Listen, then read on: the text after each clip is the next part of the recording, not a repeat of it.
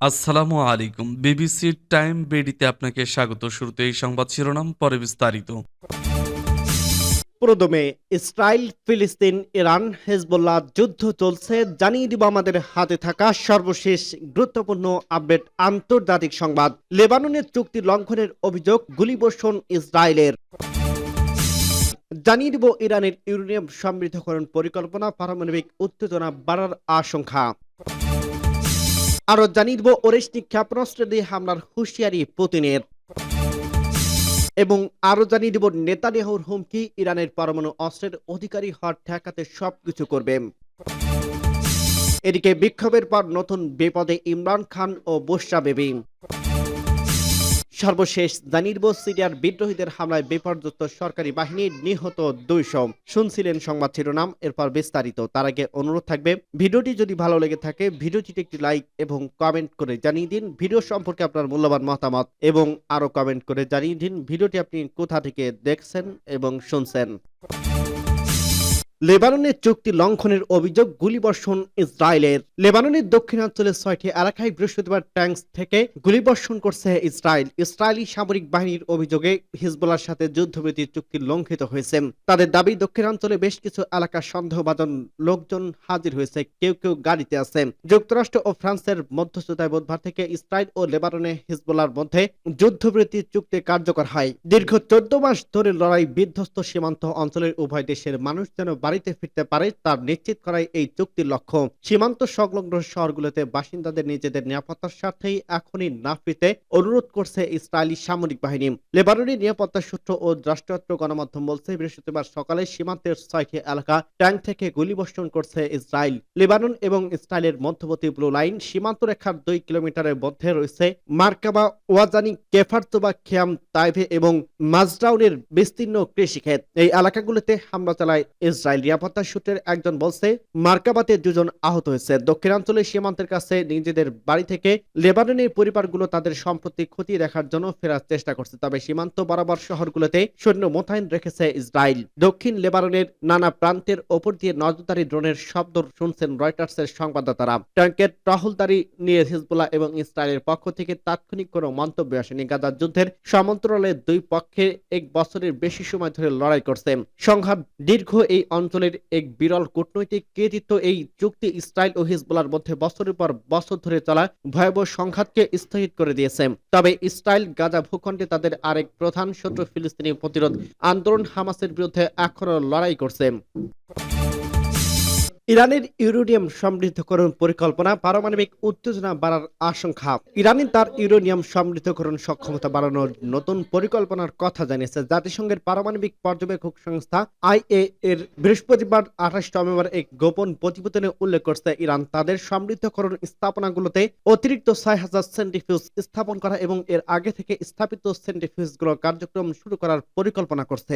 গত সপ্তাহে যুক্তরাষ্ট্র, ফ্রান্স, জার্মানি এবং যুক্তরাজ্যের আবেদনে আইএএ এর 35 দেশের বোর্ড ইরানের বিরুদ্ধে একটি প্রস্তাব পাশ করে। এর প্রতিক্রিয়া হিসেবে ইরান এই সিদ্ধান্ত নিয়েছে। বিশ্লেষকরা বলছেন, ইরানের এই পদক্ষেপ পারমাণবিক অস্ত্র তৈরির ঝুঁকি বাড়াতে পারে। যদি ইরান বরাবরই দাবি করে আসছে যে তারা পরমাণু অস্ত্র তৈরি করছে না।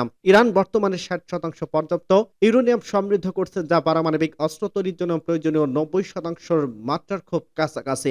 অন্য কোনো দেশ এত উচ্চ মাত্রার ইউরেনিয়াম সমৃদ্ধ করেনি, যা পারমাণবিক অস্ত্র তৈরি ছাড়া অন্য কাজে ব্যবহৃত হয়। গোপনে প্রতিবেদনে উল্লেখ করা হয়েছে যে ইরান নতুন সেন্ট্রিফিউজগুলোতে প্রাথমিকভাবে 5% ইউরেনিয়াম সমৃদ্ধ করার পরিকল্পনা করছে। বিশেষ করে ফর্দ স্থাপনার এই নির্মমাত্রা সমৃদ্ধকরণে একটি ইতিবাচক বার্তা হিসেবে দেখা হতে পারে। তবে সমৃদ্ধকরণের মাত্রা পরবর্তী সহজের পরিবর্তিত করা সম্ভব। ইরান ইতিমধ্যে 10,000-এর বেশি সেন্ট্রিফিউজ পরিচালনা করছে। নতুন পরিকল্পনা অনুযায়ী নাতাঞ্জ এবং ফর্দ স্থাপনগুলোতে আরো 32টি ক্যাসকেড স্থাপন করা হবে। প্রতিটিতে 160টির বেশি মেশিন থাকবে। এর মধ্যে একটি ক্যাসকোডে সর্বোচ্চ 1152টি উন্নত IR-6 মডেলের সেন্ট্রিফিউজ থাকতে পারে, যা ইরানের ইতিহাসের সর্বোচ্চ। ওরেশনিক ক্ষেপণাস্ত্র দিয়ে হামলার হুঁশিয়ারি পুতিনের। ইউক্রেন জ্বালানি খাতে ব্যাপক হামলার পর নতুন করে হুঁশিয়ারি বার্তা দিলেন রুশ প্রেসিডেন্ট ভ্লাদিমির পুতিন। তিনি রাশিয়ার নতুন ব্যালিস্টিক ক্ষেপণাস্ত্র এবং ওরেশনিক দিয়ে ইউক্রেনের রাজধানী কিয়েভের নীতি নির্ধারণের সঙ্গে জড়িত কেন্দ্রগুলোতে হামলার হুমকি দিয়েছে। শুক্রবার 29 নভেম্বর বিবিসির অনলাইন প্রতিবেদনে এই খবর দিয়েছে। গতকাল বৃহস্পতিবার ইউক্রেনের জ্বালানি স্থাপনার রাতভর তুমুল হামলা চালিয়েছে রাশিয়ার বাহিনী। এর কয়েক ঘন্টা পরে নতুন করে হুঁশিয়ারি বার্তা দেন পুতিন। তিনি বলছেন, মার্কিন সরবরাহকৃত এটিএসিএমএস ক্ষেপণাস্ত্র দিয়ে রুশ ভূখণ্ডে হামলার জবাবেই এই আক্রমণ। এদিকে ইউক্রেনের প্রেসিডেন্ট ভ্লাদিমির জেলেনস্কি সতর্ক করে বলছেন, জ্বালানি স্থাপনায় হামলার মাধ্যমে ব্ল্যাকমেইল করার জবাব দেওয়া হবে। 2022 সালের 24 ফেব্রুয়ারি থেকে যুদ্ধ শুরুর পর থেকে গত সপ্তাহে প্রথমবারের মতো রুশ ভূখণ্ডে এটিএসিএমএস ক্ষেপণাস্ত্র দিয়ে হামলা চালায় ইউক্রেন। এই হামলার জবাবে ইউক্রেনে গতকাল রাতভর হামলা চালিয়েছে রাশিয়ান বাহিনী। বিবিসির প্রতিবেদনে বলা হয়েছে, হামলার কারণে ইউক্রেনের অন্তত 10 লক্ষ মানুষ বিদ্যুৎহীন হয়ে পড়ছে। তবে হামলার এখন পর্যন্ত কোনো হতাহতের খবর পাওয়া যায়নি। পুতিন বলছে, এই হামলায় 90টি ক্ষেপণাস্ত্র এবং 100টি ড্রোন ব্যবহার করা হয়েছে, যার মধ্যে ওরেশনিক ক্ষেপণাস্ত্র আছে। ওই ক্ষেপণাস্ত্র সম্পর্কে পুতিন গত সপ্তাহে জানান, ক্ষেপণাস্ত্রটি ম্যাক 10 অর্থাৎ শব্দের গতির 10 গুণ অর্থাৎ প্রতি সেকেন্ডে 2.5 থেকে 3 কিলোমিটার গতিতে চলে। বর্তমানে এই অস্ত্রটি প্রতিহত করার কোনো উপায় নেই। এছাড়া রুশ সামরিক বিশ্লেষকরা ইলিয়া ক্রামনিক বলেন, ওরেশনিক সম্ভবত মধ্যম পাল্লার ক্ষেপণাস্ত্র নতুন প্রজন্ম। এই ক্ষেপণাস্ত্রের পাল্লা 2500 থেকে 3000 কিলোমিটার অর্থাৎ 1550 থেকে 1860 মাইল এবং সম্ভবত 5000 কিলোমিটার অর্থাৎ 3100 মাইল পর্যন্ত প্রসারিত হতে পারে, অর্থাৎ সর্বোচ্চ 5000 কিলোমিটার দূরের লক্ষ্যবস্তুতে এটি আঘাত হানতে সক্ষম।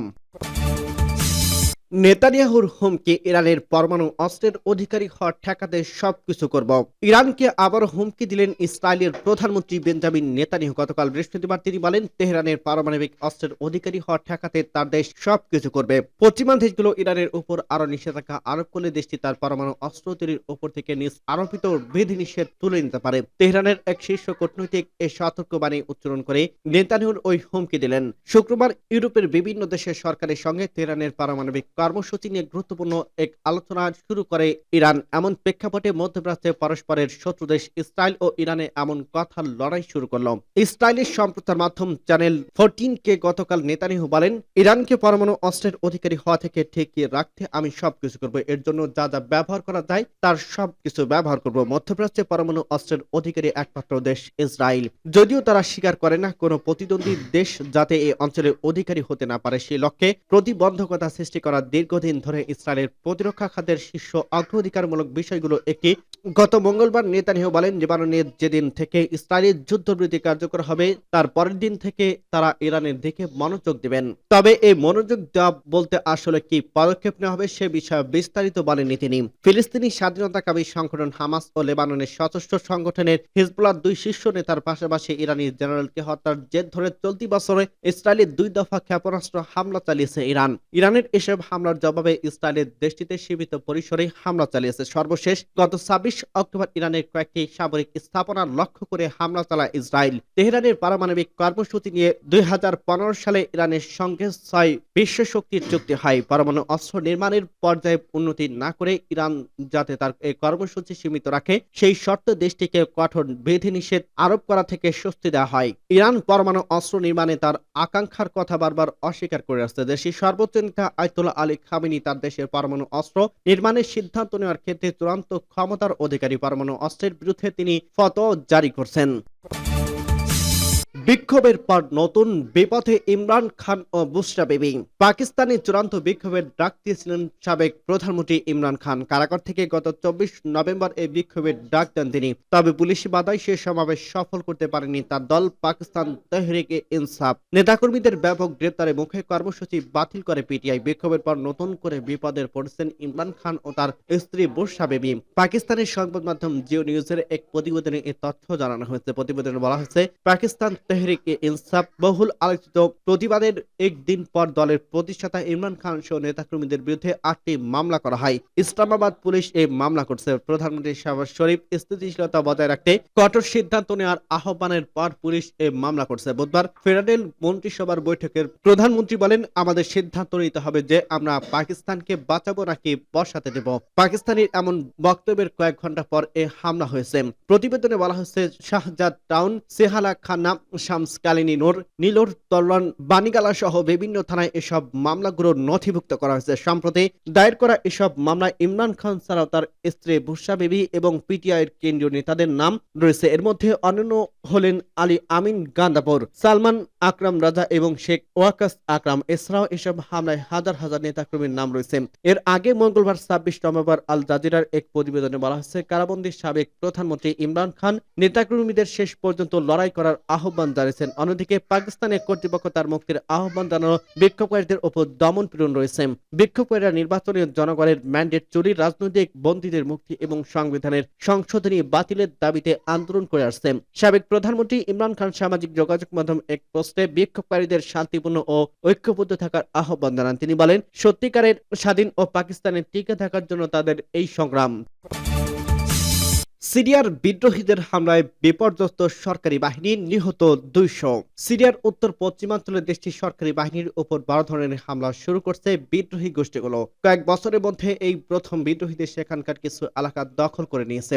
বিবিসির প্রতিবেদনে বলা হয়েছে, দুই পক্ষের সংঘর্ষে ১৮০ জনের বেশি যোদ্ধা নিহত হয়েছেন। এছাড়া সরকারি বাহিনী ও রাশিয়ার বিমান হামলায় ১৯ জন বেসামরিক নাগরিক নিহত হয়েছেন। ইসলামী জঙ্গি গোষ্ঠী হায়াত তাহরির আল শামস এর মিত্র গোষ্ঠীগুলো বলছে, গত বুধবার থেকে লড়াই শুরু করার পর তারা আলেপ্পো, ইদলিব প্রদেশের কয়েকটি ছোট শহর এবং গ্রামের নিয়ন্ত্রণ নিয়েছে। সিরিয়ার সামরিক বাহিনী বলছে, তাদের বিমানগুলো বড় ধরনের সন্ত্রাসী হামলার মোকাবেলা করছে এবং বিদ্রোহীদের ব্যাপক ক্ষয়ক্ষতি ঘটিয়েছে।